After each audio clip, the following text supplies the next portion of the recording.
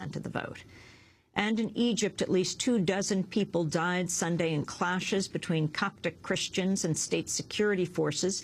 The violence broke out after a protest in Cairo against an attack on a church in Aswan province last week.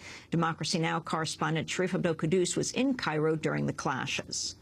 Last night saw some of the worst violence and bloodshed in Egypt since the fall of Hosni Mubarak 8 months ago.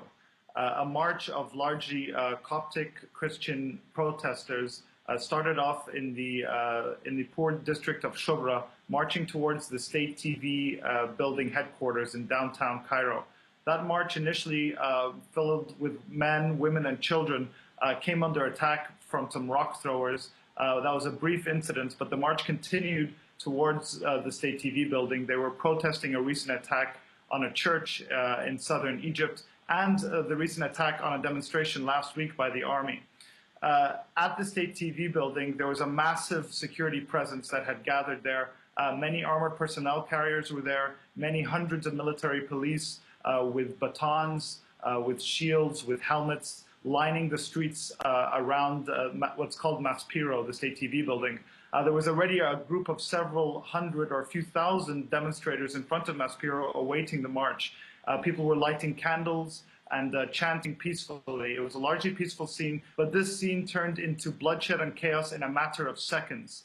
Some protesters pushed back some military police, pushed them back towards where the APCs were, and then the military attacked. They came rushing forward, beating anyone in their path. Then they started opening fire. The sound of gunfire filled the air, and it was not stopping. Some people fell over as the stampede was coming back behind the Hilton Ramses, a hotel nearby. On the other side, on the main street, I was not there, but eyewitnesses have said that several armored personnel carriers began to drive into the crowd, running over people, 6 or 7 at a time. The sound of women wailing began to fill the air. I saw people being carried out in blankets covered in blood. There was fires lit. Several cars were lit on fire. The police began firing tear gas. All this was happening while on the state TV channel, the Egyptian state TV channel, was basically inciting violence, telling honest Egyptians to fill the streets and protect the army from the Coptic demonstrators who they said were attacking the army. Military police also stormed the stations of a channel called 25 and another channel, Al Hurriya, and shut down any independent reporting.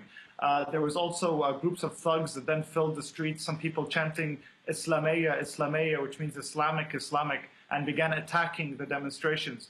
It was really a scene of chaos, a scene of bloodshed, the likes of which I have not seen since the revolution here in Cairo, and the reaction of the army does not bode well for the future. So it remains to be seen what will happen. But October 9th, I think, is a day that will go down in infamy in Egypt.